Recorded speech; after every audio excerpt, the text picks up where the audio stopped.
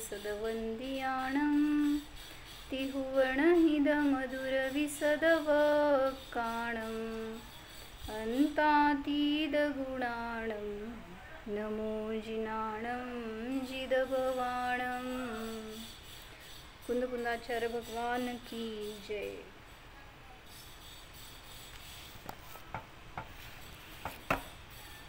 पंचास्तिकामध्ये गाथा नंबर 91 बघत होतो। काय सांगत होते त्याच्यामध्ये? आकाशद्रव्य हे सर्व द्रव्यापासून कथंचित अन्य आहे, कथंचित अनन्य आहे, आणि लोकाकाश हे सर्व द्रव्यापासून अनन्य आहे, अनन्यच आहे। लोकाकाश जीव पुद्गल धर्माधर्म कालपासून अनन्य आहे, कारण त्यांचे प्रदेश समान आहेत। आणि आकाश म्हणत असताना त्यामध्ये लोकाकाश आणि अलोकाकाश दोन्ही आले, म्हणून लोकाच्या अपेक्षेने आकाश अन्य द्रव्यांशी अनन्य आहे आणि अलोकाकाशाच्या अपेक्षेने अन्य आहे।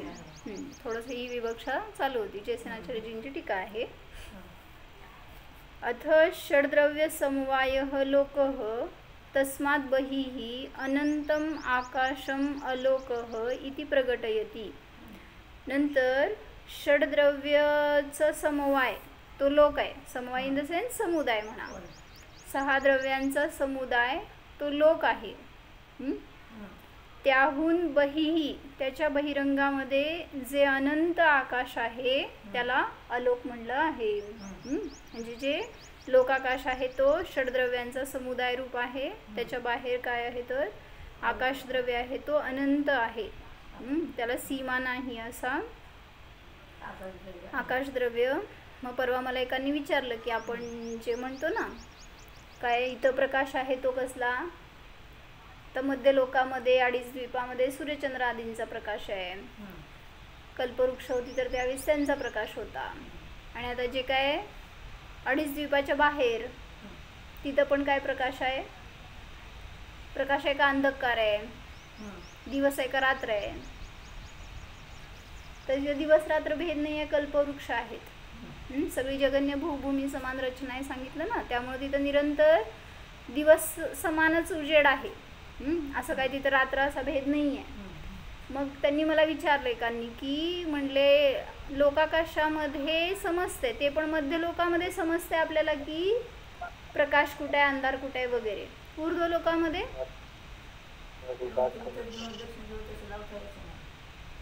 नाही। इथं आता जी समान तुमची चित्रा पृथ्वी घेताय ना, मग जिथं कुठं असेल तिथं अवस्थित चंद्र सूर्य आहेत ना, त्यामुळे त्यांचा प्रकाश आहे। कुठं 2.5 द्वीपामध्ये, कर्मभूमीमध्ये, भोगभूमीमध्ये तर प्रश्नच नाही, तिथं कल्पवृक्ष असल्यामुळे त्यांचा प्रकाश आहे। जसं की प्रकाशांग नावाचे कल्पवृक्ष आहेत, त्यांच्या निमित्तात सर्वत्र प्रकाश असतो। मग मला विचारलं त्यांनी की ऊर्ध्व लोकामध्ये किंवा अधो लोकामध्ये प्रकाश आहे का अंधार आहे, मग कसं असणार? म्हणजे जसं आपण हे आकाश लावलं होतं ना, आकाश असतं का तिथं खाली? अधो लोकामध्ये ते तर नारकी बिळामध्ये राहतात, त्यामुळं तिथं तर आहे तर अंधकारच आहे सगळीकडं। पण ती बिळं म्हणजे कसं आहेत, त्यांनी सांगितलं डेऱ्यासारखं। डेऱ्याला जसं वरून मुख आहे ना, तसं त्या मुखातनं त्यांची उपपादशयी आहे, तिथून त्यांचा जन्म आहे नारकींचा। आणि मग ते खाली पडल्यावर काय तिथं पूर्ण ते बिळं असल्यामुळं आतमध्ये ते त्याला काय असा आकाश वगैरेचा संबंधच नाही आहे। मग तिथं ते जे वातवलय आहेत नरकाची वगैरे, मग त्याच्या वर काय आहे? एक वातवल्याच्या एका भूमीच्या खाली वातवलय, वातवल्याच्या आधारावरती भूमी आहे नरक। मग त्या नरकांच्या वर काय आहे, खाली काय आहे? म्हणजे त्यांना विचारायचं होतं की प्रकाश आहे का अंधकार आहे कसं? आणि इवन वर देवलोकामध्ये पण विमानं आहेत, तर ते विमानांचं पण आत बाहेर काय आहे, प्रकाश आहे का अंधकार आहे? मग तसंच प्रश्न त्यांनी अलोकाकाशाबद्दल विचारला होता। अलोकाकाशामध्ये काय आहे, प्रकाश आहे का अंधार आहे?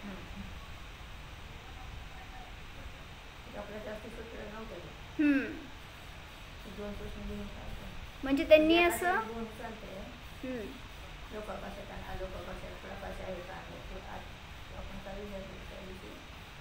स्वर्ग आणि नरकामध्ये जसं प्रश्न आला होता तसंच त्यांनी पण विचारलं की जिथं आलोकाकाशामध्ये काय असणार आहे तुम्हाला, तिथं आकाश नाही आहे ना, असं पुद्गल तुमचं हे जे निळं दिसतंय तसं, मग तिथं काय आहे वर. मग ते एक आपण इमॅजिनेशन करू शकतोय ना की लोकाकाश जिथं आहे त्याच्या बाहेर असीम जे पसरलेलं आलोकाकाश आहे तिथं काय असं आकाश वगैरे दिसणार नाही आहे तुम्हाला. जी काय दिसणारी वस्तू आहे तिथं काहीच नाही आहे. मग काय आहे काय तिथं आलोकाकाशामध्ये, प्रकाश आहे का नाही आहे, अंधार आहे का नाही आहे, मग काय आहे.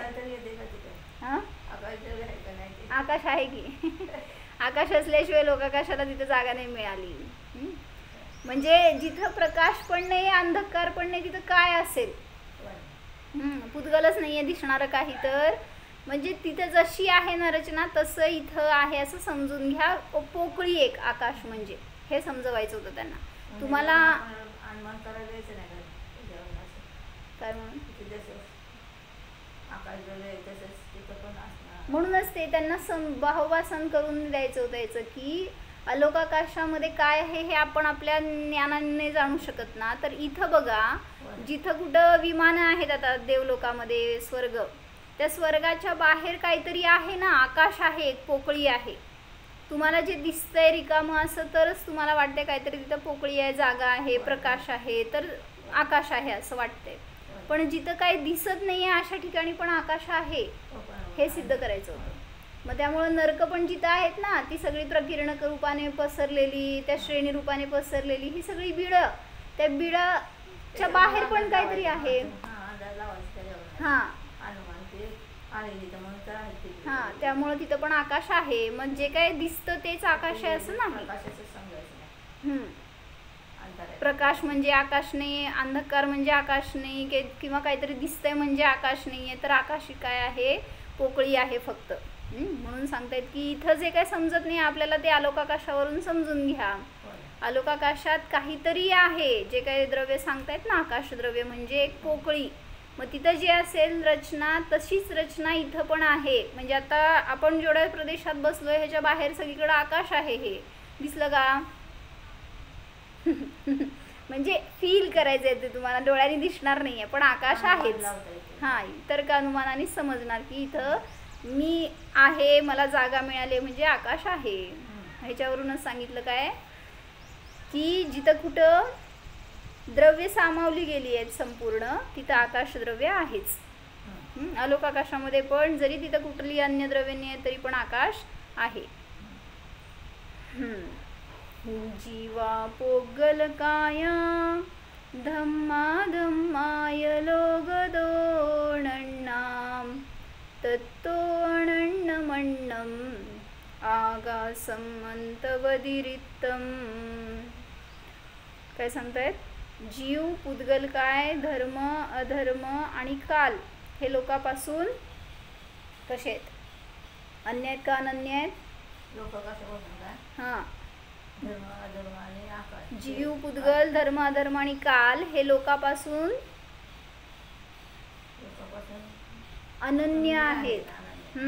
म्हणजे एक रूप आहेत, त्याच प्रदेशांमध्ये आहेत म्हणून अनन्य आहेत म्हणतात.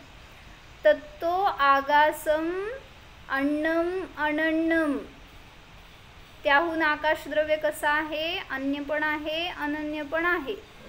आणि कसं आहे तर अंतवदिरित्तम म्हणजे अंताने रहित आहे, अंत नाही त्याला. कुठेही जिथपर्यंत जाल तिथपर्यंत ते जाऊ शकत नाही. तुम्ही जायला पण विचार करू नका. फक्त सांगतायत की त्याचे प्रदेश किती आहे, तो अनंत आहेत. असा अनंत आकाश हा लोकापासून अन्य पण आहे अनन्य पण आहे. जीवाः पुद्गलकायाः धर्म अधर्मद्वयं चकारात कालः च. जीव पुद्गलकाय धर्म अधर्म हे दोन आणि काल च शब्दाने कालद्रव्य.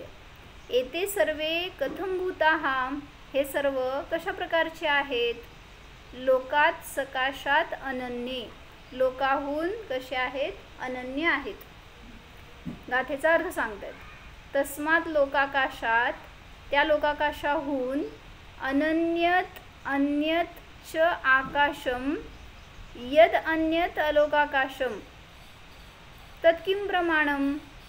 काय सांगतायत, त्या लोकाकाशापासून अनन्य आणि अन्य असा आकाश आहे.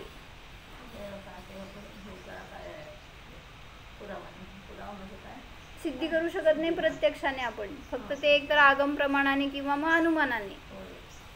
तर सांगतायत की लोकाकाशाहून जे अनन्य, हां सांगून पुढं सांगतात की यद अन्यत अलोकाकाशम, जे काही त्या लोकापासून किंवा त्या अन्य द्रव्यांपासून अन्य असणारं अलोकाकाश आहे, तत् किम प्रमाणम, त्याचं काय प्रमाण आहे, किती प्रमाण आहे. अंतवधिरितम असं शब्द वापरला. शब्दात प्रमाण म्हणजे त्याचं माप काय आहे, किती आहे ते अलोकाकाश बाहेर. तर अंतवधिरितम, अंत्य व्यतिरिक्तम अनंतम इति, केवढा आहे तर त्याला अंत नाही असा अनंत आहे तो आकाश आहे. हे समजून आपल्याला आता जीवनात काय फायदा सांगताय. आकाशद्रव्याचं वर्णन समजलं की, पण आकाशाचं वर्णन का शिकायचं, तर ती पोकळी, ती जागा, ते आकाश, त्याच्याकडं नाही बघायचं आहे, तर त्याच्या समान आपला आत्मा कसा आहे हे आपल्याकडं बघण्यासाठी म्हणून त्याचं वर्णन शिकवतायत, सांगतायत. अत्र सूत्रे यद्यपि सामान्येन पदार्थानां लोकात अनन्यत्वं भणितम, काय म्हणले, या सूत्रामध्ये जरी सामान्य रूपाने पदार्थांचं म्हणजे कुठल्या कुठल्या जीव, पुद्गल, धर्म, अधर्म आणि काल या पदार्थांचं लोकाहून अनन्यत्व सांगितलेलं आहे. बरोबर आहे. लोकाकाशापासून हे सर्व पदार्थ अनन्य आहेत असं सांगितलेलं आहे. तथापि तरी देखील निश्चयेन मूर्तिरहितत्व, हे सगळे आता जीवाला घेतलेली विशेषण आहेत बरं का. मूर्तिरहितत्व, केवल ज्ञानत्व, सहज परमानंदत्व, नित्यत्व, निरंजनत्व आदी लक्षणेन शेषद्रव्येभ्यः जीवानाम अन्यत्वम. काय म्हणजे जसं त्यांनी आकाशाचं सांगितले ना, हे आकाशद्रव्य सर्व द्रव्यांपासून अन्य पण आहे, अनन्य पण आहे. आता हे सर्व द्रव्य जीवापासून अन्य पण आहेत, अनन्य पण आहे नाही ना. हां, असं सांगतायत की जीव यांच्यापासून अन्य आहे आणि जीवापासून हे अन्य आहे, असे दोन विवक्षा घेणार आहेत. आकाशाला अन्य आणि अनन्य सिद्ध केलं होतं, पण जीवाच्या अपेक्षेने असं सिद्ध करतायत की जीव या शेष द्रव्यापासून अन्य आहे आणि शेष द्रव्य जीवापासून अन्य आहेत, अशी विवक्षा सांगतायत. तर निश्चयाने मूर्तिरहितत्व म्हणजे अमूर्तिक असणारा जीव, केवल ज्ञान स्वभावाला जीव, सहज परमानंद लक्षणवाला जीव, नित्य रूप असणारा, निरंजनत्व आदी लक्षण रूप असा तो जीव सर्व द्रव्यापासून, शेष सर्व द्रव्यापासून जीवाचं अन्यत्व आहे. या लक्षणाने जे काय सांगितलं ना, अमूर्ती, केवळ ज्ञान स्वरूप, आनंद स्वरूप वगैरे, हे सगळ्या लक्षणाने जीवाचं शेष द्रव्यांपासून अन्यत्व आहे. तसं स्वकीय स्वकीय लक्षणेन शेष द्रव्याणांच जीवेभ्यः भिन्नत्वम, स्वस्वलक्षणाने ते सर्व द्रव्य ते शेष द्रव्य जीवापासून भिन्न लक्षण रूप आहेत. म्हणजे जीव त्यांच्यापासून भिन्न का आहे, स्वतःच्या लक्षणाने. तसंच शेष सर्व द्रव्य जीवापासून का भिन्न आहे, स्वकीय स्वकीय लक्षणेनं, असं सांगितलं हेतू. म्हणजे स्वतःच्या लक्षणाने भिन्न असल्यामुळे जीवापासून ते अन्य आहेत किंवा जीव त्यांच्यापासून अन्य आहे. त्यांनी असं हेतू दिला नाही आहे, पण आपण त्याला हेतुरूपाने समजून घेऊ शकतो. म्हणजे ही सर्व द्रव्य का अन्य आहेत आणि अनन्य का अन्य आहेत आणि जीव का अन्य आहे, तर स्वतःच्या लक्षणाने ते भिन्न असल्यामुळे असा हेतू करायचा.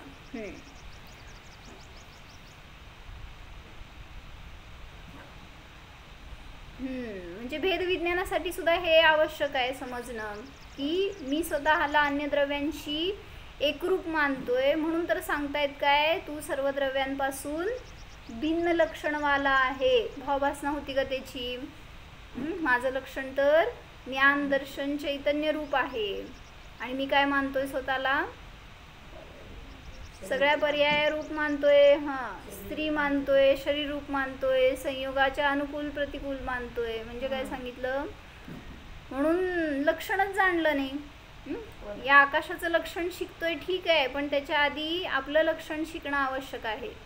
जर मला माझं लक्षण माहीत नाही आहे आणि आकाशाचंच लक्षण शिकलं तर तरी पण सांगितलं मिथ्यात्व संपलं नाही.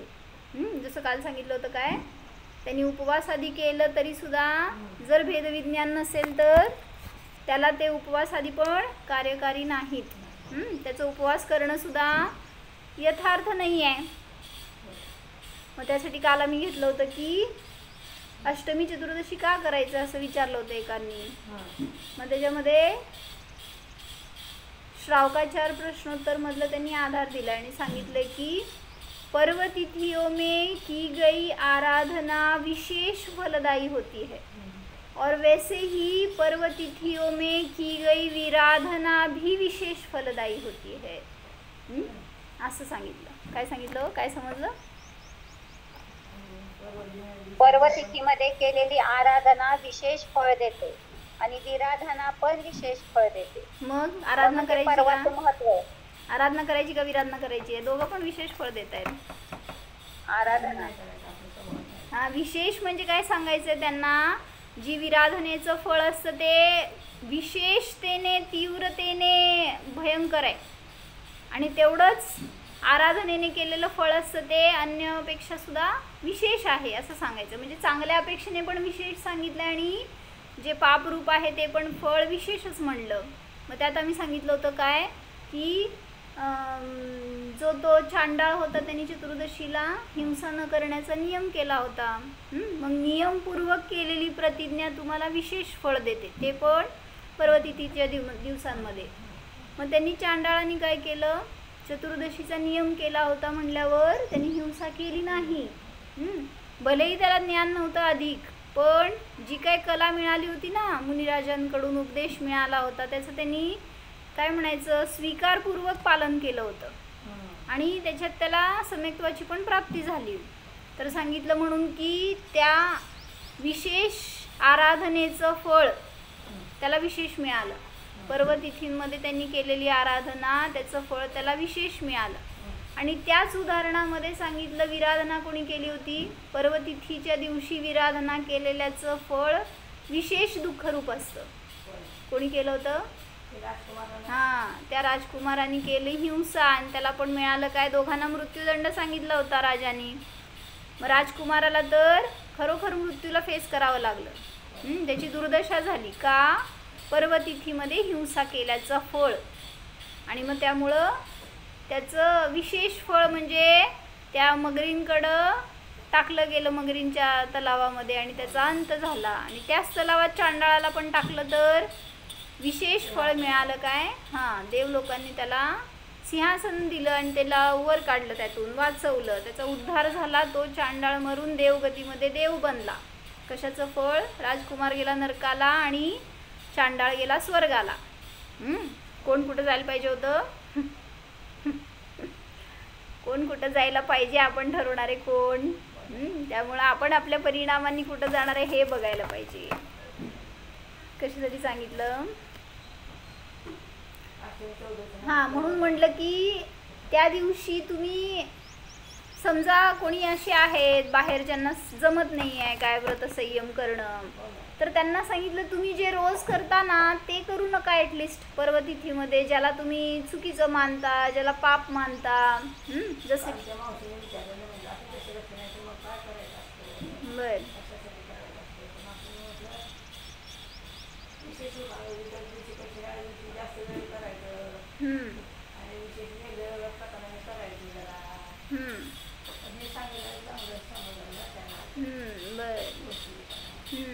त्यांनी सांगितलं काय की म्हणले तुम्ही जर समजा रोज रात्री भोजन करत असाल तर ॲटलिस्ट पर्वतिथीला करणार नाही असं करा ना संकल्प.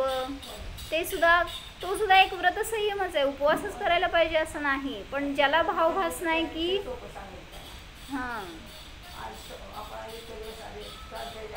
दोन टाइम जेवण करत असला तर एक टाइम करा.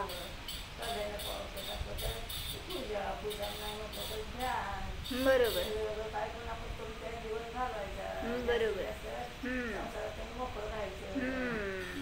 म्हणजे जास्त ते उपवास म्हणजे ॲक्च्युली काय अर्थ घ्यायचा आहे, निकट राहण्यासाठी. म्हणजे काय करताय ना तुम्ही त्या दिवशी, त्याचं लोगो, त्याचं एम हेच असायला पाहिजे की मला स्वभावाकडे जायचं आहे, मला पापापासून वाचायचं आहे, स्वतःला त्या पापाची निर्जरा करायची आहे. ही भावना असेल तर तुम्ही जे पण कराल ना त्या दिवशी तर ते यथार्थ आहे. म्हणून सांगितलं काय की कोणी मनुष्य आहे तो घरी बसून समजा भावना करतोय काय, मला हे सगळं करायचं आहे, पाळायचं आहे. आणि कोणी जीव आहे तर तो काय करतोय, मंदिरात बसून पण कधी घरी जाणार आहे, कधी दुकान उघडणार आहे. हे भाव असतील तर चुकलं. म्हणून म्हणतात की भावना तरी आपली बरोबर.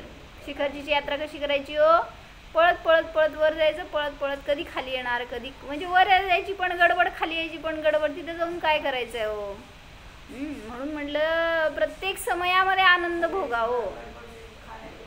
खाण्यापिण्याची गडबड असते. बरं, मग उपवास केल्यावर तर शांततेने करणार का वर जाऊन? होय बरोबर, ते पण. बरं, मंदिरात बसून करा उपवास आणि शांततेने, होय की करणार का तसं तरी लोक? म्हणजे शेवटी परिणामातून स्थिरता असते, खाऊन पिऊन आपल्याला स्थिरता येणार नाही. तर परिणाम कसे ठेवतो त्याच्या अनुसार आपल्याला आपलं फळ मिळणार. म्हणून असे परिणाम करा काय, स्वलक्षणाने मी स्वतःला जाणायला पाहिजे. मग तुम्ही उपवास करा, जेवण करा, पण माझं लक्षण काय आहे, खाणे हे स्वभाव नाही आहे, न खाणे पण स्वभाव नाही आहे. बरोबर. तर हे लक्षणाने सांगतायत की जीव अन्य द्रव्यांपासून भिन्न रूपच आहे. मग त्याला जाणलं तर आपल्याला आकाशद्रव्य काय हे पण समजलं, आणि आकाशद्रव्याचं लक्षण जाणलं तर जीव काय आहे हे पण समजलं. असं दोन्हीकडून सांगितलं. म्हणून आकाशाशी तुलना करून सांगतायत की जसं ते आकाश भिन्न आणि अभिन्न आहे, तसं जीव आणि अन्य द्रव्य भिन्न आहेत परस्परापासून. जीव अन्यांपासून भिन्न आहे आणि अन्य द्रव्य जीवापासून भिन्न आहेत. तेन कारणेन ज्ञायते संकर व्यतिकर दोषः नास्ति इति भावः. त्या कारणाने हे जाणलं जातं की संकर व्यतिकर दोष नाहीतच. कशामध्ये हो? संकर दोष म्हणजे काय, व्यतिकर दोष म्हणजे काय घेतलं होतं एकदा ह्याच गाथेमध्ये, याच शास्त्रामध्ये 7 नंबरची गाथा आहे, त्यामध्ये सांगितलं त्यांनी की सगळी द्रव्य युगपत एके ठिकाणी राहतात, पण तरीसुद्धा त्यांच्यामध्ये संकर होत नाही किंवा व्यतिकर दोष येत नाही. काय सांगितलं होतं? संकर म्हणजे सर्वेषां युगपत प्राप्ती ही संकरः. सर्वांची युगपत प्राप्ती होणं संकर आहे. आणि व्यतिकर म्हणजे सांगते की हां थांबा की सांगते. हे 7वी गाथाच काढली आहे म्हणूनच मी. त्यात त्यांनी काय घेतलंय की संकर दोष याने दो का मिलकर एक हो जाना. जसं मी या शरीरामध्ये आहे तर शरीराशी संकर झालाय का? संकर झाला तर एक द्रव्य एक रूप राहणार नाही, सगळे द्रव्य एक रूप होऊन जातील. मग याला संकर दोष म्हणायचं. मग 6 द्रव्य एकाच क्षेत्रामध्ये आहेत तरी सुद्धा त्यांच्यामध्ये संकर दोष येत नाही का? कारण ते एका प्रदेशात असूनही एका प्रदेशात नाही आहेत. सगळे द्रव्य आपापल्या प्रदेशात आहेत म्हणून संकर दोष येत नाही. जसं तुम्ही संकरित बियाणं म्हणता ना, म्हणजे काय हो, 2 क्वालिटीचे बीज घेतले आणि त्याला आपण संकरित केलं, एक टाईपनी प्रोड्यूस करण्याचा प्रयत्न केला त्यांचं युनियन करून, आणि मग त्यातून काय चांगलं यील्ड यावं ही भाव. मग म्हणजे सांगतायत काय, तिथं जसं संकर केला जातो त्या बियाणांचं एक वेगळंच रूप झालं ते. हां, दोघांचं अस्तित्व एकमेकामध्ये मिसळलं तर ते वेगळं रूप झालं. मग तसं इथं 6 द्रव्य मिळून एक काही रूप आहे का, द्रव्य आहे का? मग असं तर नाही. म्हणून सांगतायत की सगळी द्रव्ये जरी आकाशामध्ये एकत्र आहेत तरी सुद्धा ते संकर दोषाने रहित आहेत. म्हणजे ते एकमेकामध्ये मिसळत नाहीत, एका क्षेत्रावर राहतात तरी सुद्धा परस्परामध्ये प्रवेश करत नाहीत. हां सांगते, काही इथलं वाचायला लागले. परस्पर अवकाश देने के पश्चात जब तक उनकी मिली हुई अवस्था बनी रहती है, सगळे द्रव्य जोपर्यंत मिसळलेल्या अवस्थेमध्ये आहेत तब तक, असं त्याला काय टाइम ड्युरेशन आहे का हो? म्हणजे या शरीरामध्ये थोडा वेळ राहिला तर तुम्ही मिक्स होणार नाही, पण जास्त वेळ राहिला तर मिक्स होऊन जाईल, असं आहे का? म्हणजे म्हणायचं म्हणून की तुमचं आयुष्य जरी कमी आहे, या शरीरामध्ये राहताय किती लय तर 100 वर्ष. आता ते जे तीर्थंकर, चक्रवर्ती, चतुर्थ काळातली जीव होते त्यांचं आयुष्य किती होतं? नाही नाही नाही, कोटी कोटी वर्षांमध्ये होतं. मनुष्यांचं आयुष्य कोटीमध्ये घ्यायचं, लाख वर्षांमध्ये, कोटी वर्षांमध्ये. आणि देव आणि नारकींचं आयुष्य घ्यायचं सागरांमध्ये. तर इतक्या वर्ष जवळ राहिलं, एकत्र राहिलं, मिसळून राहिलं म्हणून ते एकमेक झाले असतील की नाही? देवगतीतल्या जीवांचं शरीर आणि नरकगतीतल्या जीवांचं शरीर, तर सागरांच्या पर्यंत ते जीव त्यांच्यामध्ये राहत आहेत, तरी सुद्धा संकर होत नाही, म्हणजे ते मिसळून एकमेक होत नाहीत. म्हणून सांगतात की इथं पण 6 द्रव्य एका प्रदेशावर राहतील, कितीही काळ राहतील, तरी सुद्धा अनंत काळापर्यंत जरी एकाच प्रदेशावर, आता म्हणलं मेरू पर्वत कुठं हलणार नाही आहे, कृत्रिम रचना आहे, अनादी अनंत तिथेच राहणार आहे. मग तो मेरू पर्वत त्या आकाशाशी संकरूप झाला का नाही झाला? त्या मेरूच्या ठिकाणी असणारे सगळे कृत्रिम चैत्यालय वगैरे सगळे हे त्या आकाश प्रदेशामध्ये आहेत. कालद्रव्य तिथंच आहे, कालाणू. मग ते सगळे एका प्रदेशात अनादीपासून स्थित आहेत, अनंत काळपर्यंत राहणार आहेत, म्हणून त्यांचं अस्तित्व एकमेक झालं का? मग ह्याला म्हणायचं संकर दोष रहित. म्हणजे सगळ्या द्रव्यांचं स्वरूप कसं आहे तर एकत्र राहून सुद्धा ते एकमेकामध्ये मिसळत नाहीत. काय सांगितली व्याख्या? हां, सांगायला लागले. संकरची व्याख्या सांगा. सर्वेषां युगपत प्राप्ती. सर्वेषां युगपत प्राप्ती ही संकरः, अशी व्याख्या घेतली. काय सांगा जयश्रीमा?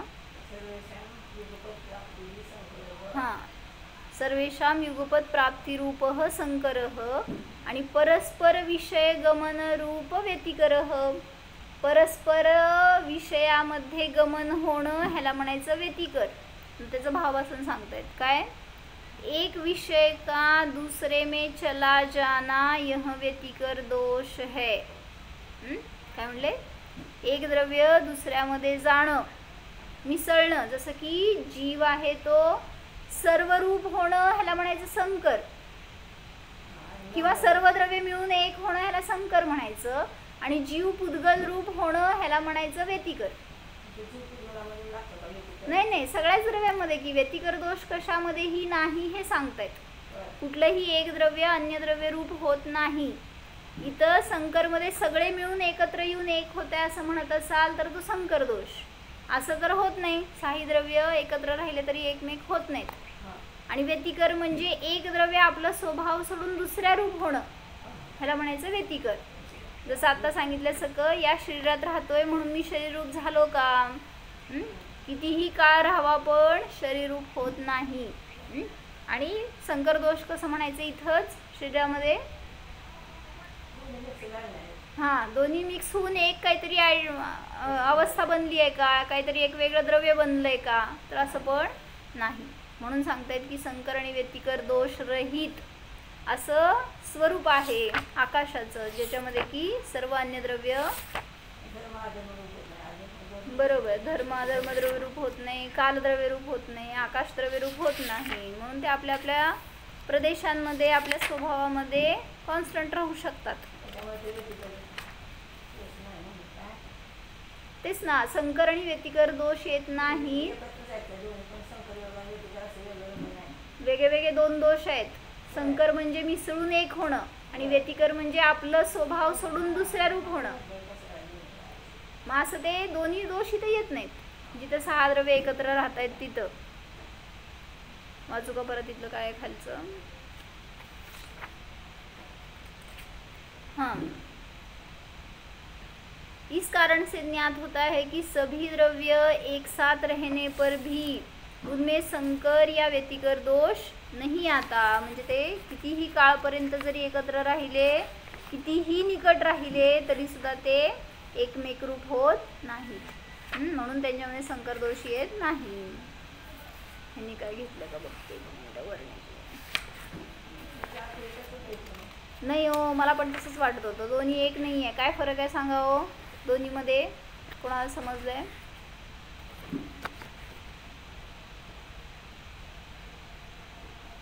कोणत्या दोन्हीमध्ये? संकर आणि व्यतिकर मध्ये काय फरक आहे? संकर मध्ये एक होत नाही, तर व्यतिकर मध्ये एक होतेच ना? नाही. गमन. संकर दोष म्हणजे सगळे मिळून एक होणं, आणि व्यतिकर दोष म्हणजे आपलं स्वभाव सोडून दुसऱ्या रूप होणं. म्हणजे जीव पुद्गल रूप होणं हे व्यतिकर दोष झाला. आणि संकर म्हणजे जीव पुद्गल धर्म अधर्म आकाश मिळून एक होणं, ह्याला म्हणायचं संकर दोष. जसं मी आता संकरित बियाणांचं उदाहरण दिलं ना तुम्हाला, 2 बीज आहेत त्यांना मिसळून एक बनवलं तर संकर झाला.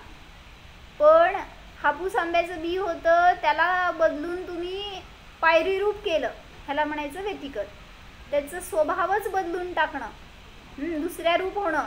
या जिथं संकर दोष आहे तिथं सगळ्यांचा स्वभाव मिसळला गेला, पण इथं याचा स्वभाव सोडून दुसऱ्या रूपच होणं ह्याला म्हणायचं व्यतिकर. जिथं की चान्सच नाही आहे तसं होण्याचा. म्हणजे जीव तर चेतन रूपच आहे, तो कधीच पुद्गल रूप होत नाही. संकर म्हणजे मिसळलं सगळ्यांमध्ये, व्यतिकर मध्ये स्वभाव सोडला. व्यतिकर मध्ये आपल्या रूप राहत नाही, आपलं सगळं स्वभाव नष्ट करून दुसऱ्या रूपच होतो, व्यतिकर दोष आला. आणि संकर दोष म्हणजे नाही हो, मी काय सांगायला, व्यतिकर दोष म्हणजे काय समज सांगा नाही नका की.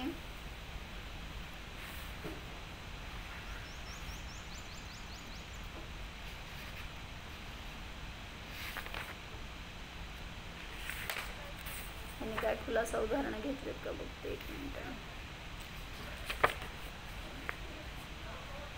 संकर दोष म्हणजे आंब्याचं जर मी उदाहरण घेतले तर तुमचे वेगवेगळ्या टाईपचे आंबे घेतला बिया, जसं की हापूस म्हणा, पायरी म्हणा, काय तुमचं तोतापुरी, लालबाग, हे सगळे आंब्यांचे बिया एकत्र केले आणि त्यांचं एक बीज बनवलं तर ते संकर झालं. आणि हापूस आंब्याचं जे बी होतं ते पूर्ण पायरी रूप केलं, त्याला म्हणायचं व्यतिकर. नाही तसं नव्हे. व्यतिकर म्हणजे परस्पर विषय गमनम, ते आपल्या रूप झालं, आपण त्याच्या रूप झालो. म्हणजे ते स्वतः जीव आहे आणि पुद्गल आहे, हे घ्या उदाहरण. जीव पुद्गल रूप होणं आणि पुद्गल जीव रूप होणं ह्याला म्हणायचं व्यतिकर. आणि जीव पुद्गल मिसळून एक होणं ह्याला म्हणायचं संकर. विरुद्ध म्हणा की काय आपल्याला समजण्यासाठी. व्यतिकर म्हणजे काय, विरुद्ध म्हणा. परस्पर विषय गमनम व्यतिकरह, म्हणजे परस्पराचं एकमेकांमध्ये गमन होणं ह्याला म्हणायचं व्यतिकर दोष. पण तसा दोष येत नाही. सगळे द्रव्य आपापल्या स्वभावामध्ये स्थित आहेत, ते एकमेक रूप होत नाहीत. आणि संकरमध्ये काय होणार, सगळे मिसळून एक होणार, तर असं होत नाही. म्हणून आकाशद्रव्य काय करतं, आकाशद्रव्याचं हे कार्य नाही आहे ॲक्च्युली की ते सगळ्यांना वेगळं वेगळं ठेवणं. सगळे तर आपल्या आपल्या स्वभावाने भिन्न भिन्न राहत आहेत. आकाश फक्त जागा द्यायचं कार्य करते, पण तरीसुद्धा तिथं त्या आकाशात राहत असताना कुणालाही संकर आणि व्यतिकर दोष येत नाही, हे सिद्ध करून दाखवलं त्यांनी. एवं लोक अलोकाकाशद्वय स्वरूप समर्थन रूपेण प्रथमस्थले गाताद्वयं गतम. अशा प्रकारे लोक अलोकाकाश या दोघांच्या स्वरूपाचं समर्थन रूपाने पहिल्या स्थळामध्ये 2 गाथा गेल्या.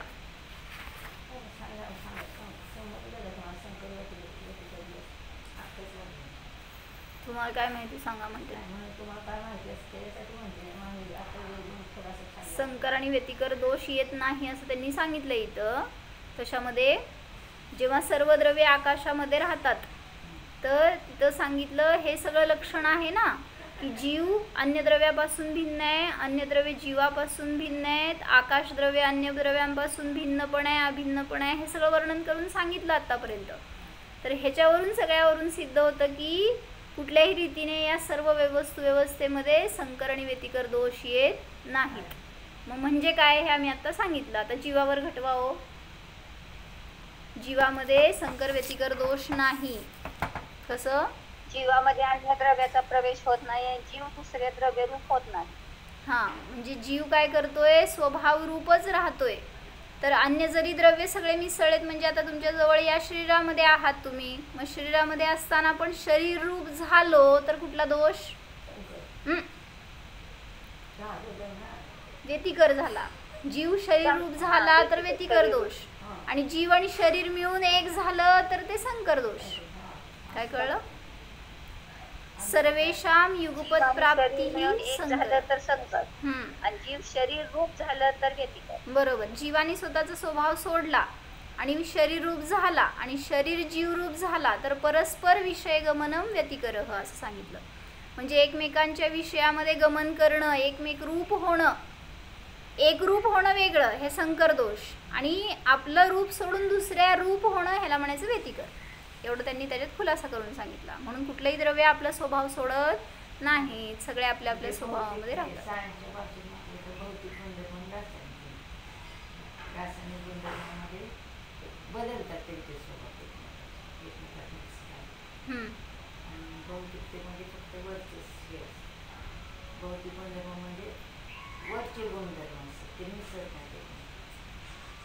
मिसळणं हे झालं संकर, आणि पूर्ण आपलं स्वरूप बदलतं. केमिकल रिॲक्शन होते त्यावेळेस स्वरूप बदलतं त्याचं, आणि नुसतं फिजिकल हे म्हटलं तर ते भौतिक होते.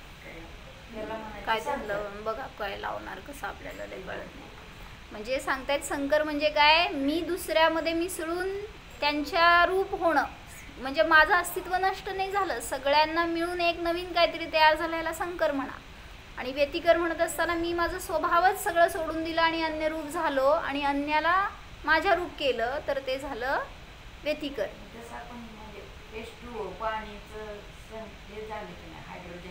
आम्हाला जीव आणि विभावामध्ये सांगा, स्वभाव आणि विभावामध्ये. तुम्हाला हे पिढी असती म्हणून मी आपले बरोबर आहे की दुसरं काय आपल्याला स्वभावात काय घटता येणार?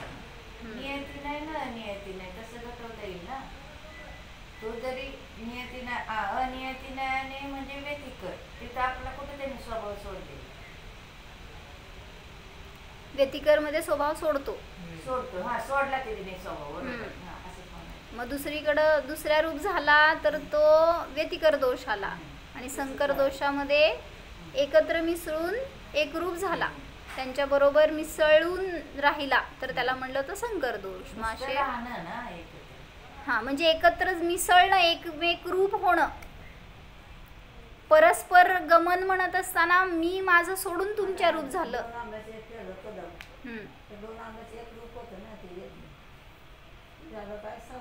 हा, बरोबर. जे दोन काय कोणते आपण कलम केले त्यात दोघांना पण आणि दुसरी वस्तू झाली. हा, व्यतिकर म्हणजे एक त्याचं फॉर्म पूर्ण बदलून टाकलं आणि त्या दुसऱ्या रूपच केलं, त्याला म्हणायचं व्यतिकर. मग असं जीव माझा कसा आहे, कुठल्याही द्रव्यामध्ये राहू दे, कुठल्याही पर्यायांमध्ये राहू दे, तरी सुद्धा स्वभाव सोडत नाही, अन्य रूप होत नाही. म्हणून विभाव खूप झाले. स्वभाव कसं सोडत नाही, स्वभाव कसं सोडत नाही, वास्तव त्याच्यावर चिंतन होतं, पण स्वभाव कसं सोडत नाही असं एका दृष्टीने म्हणतो स्वभाव सोडतं, एका दृष्टीने म्हणायचं स्वभाव सोडत नाही. हे संकर व्यतिकरच दोष नसल्यामुळे ते स्वभाव रूप राहतं. म्हणजे संकर झाला असता तर काय झालं असतं, मी अनेक परिणाम करतो विभाव रूप, त्या सगळ्या स्वभाव आणि विभावाचं मिसळून एक रूप झालं असतं, संकर दोष आला असता. म्हणजे मी आतापर्यंत अनंत भावामध्ये अनंत भाव केलेत, अनंत प्रकारचे, मग तिथं संकर झाला असता त्या सगळ्या पर्यायांबरोबर, त्या सगळ्या विभावांबरोबर. आणि व्यतिकर म्हणत असताना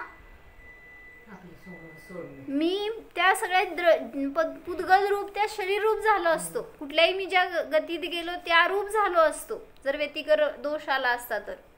पण मी तर जीवच राहिलो, म्हणजे मी त्या शरीर रूप झालो नाही. म्हणून सांगतायत संकर व्यतिकर दोष रहित स्वभाव कसा आहे आपला. सगळ्यांचं मिसळून एक रूप झालं, त्याला संकर म्हणलं. आणि व्यतिकरमध्ये माझं सगळं अस्तित्व नष्ट करून दुसऱ्या रूप केलं मी स्वतःला, त्याला म्हणलं व्यतिकर. व्यतिकर करतोय, संकर अजून नीट करेन. ते काय आता तयार केलेत ना, किंवा पियर म्हणा, किंवा ते मोसंबी आणि संत्री मिळून एक करायला लागलेत. आता त्यात मोसंबीचे पण गुणधर्म आहेत आणि संत्रीचे पण आहेत, ते संकर झाला. आणि जेव्हा मोसंबी संत्री रूपच केली तर ते व्यतिकर झाला. पण त्यावेळेस संकर मध्ये आपला स्वभाव सोडलेला नसतो का? नाही, मिसळलं दुसऱ्यामध्ये, पण इथं सोडला व्यतिकर मध्ये. म्हणून मला विचारायचं, जिथं सोडला नाही आपण मिसळून सगळ्या रूप झाला तो संकर दोष झाला. आणि व्यतिकर म्हणत असताना मी माझा स्वभाव सोडून अन्य रूप झाला आणि अन्य द्रव्य माझ्या रूप झालं, हे व्यतिकर. परस्पर विषय गमन झालं तर ते व्यतिकर दोष आला. असा दोष स्वभावामध्ये नाही, असा निर्दोष स्वभाव आहे. म्हणून मी कोणाच्या मध्येही गेलो तरी सुद्धा मला त्या रूप नाही राहायचं. आता आपण ज्या सहवासात जातो, संयोगात जातो, त्या रूप होतो. काय करायचं मग तिथं? कुठला दोष आला? म्हणजे जिथं जाईल तिथं आपले भाव तसे होतात म्हणतो. मंदिरात गेलो की पॉझिटिव्ह भाव होतात, घरात आलो, दुकानात गेलो, काही विभावात गेलो की निगेटिव्ह भाव होतात. म्हणजे आपण त्यात मिसळायला गेलो आणि त्यामुळं त्या रूप होत झालो म्हणलं गेलं. तसं तर मिसळत नाही तिथं असलं तरी सुद्धा परिणामातून. म्हणून तुमचा स्वभाव कुठल्याही परिस्थितीत तुम्ही सोडत नाही, ह्याचं भावभासन केलं तर निर्दोषता समजणार, म्हणून स्वभावाला जाणार. हो, सांगताय का?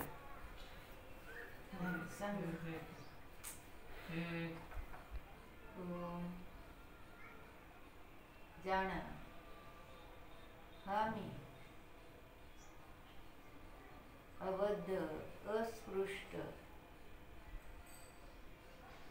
असा स्वतंत्र आत्मा आहे.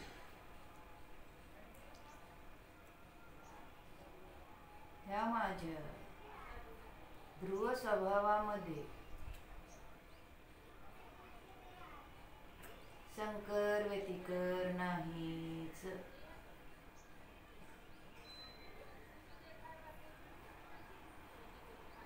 केवळ न्यायक स्वभावी स्वसंवेदनवाला चेतनात्मा आहे.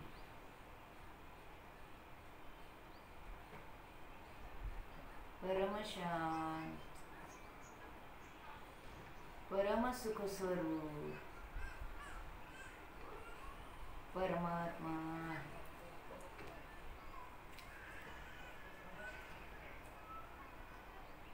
मी आहे, मी आहे, मी आहेच.